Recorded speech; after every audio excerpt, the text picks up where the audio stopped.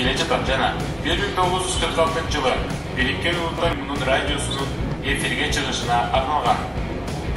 Саламатсыздарбы? Эфирде Бириккен Улуттар Уюмунун жаңылыктары. Биз жыл сайын 4 миллион 700 миң гектар токойду жоготобуз. Бул Дания сыяктуу мамлекеттин аянтынындагы чоң жер. Бул тууралуу буунун башкы катчысы Антонио Гутерриш 3 мартта белгилене турган бүткүл дүйнөлүк жапайы жаратылыш күнүнө карата кайрылуусунда эске салды.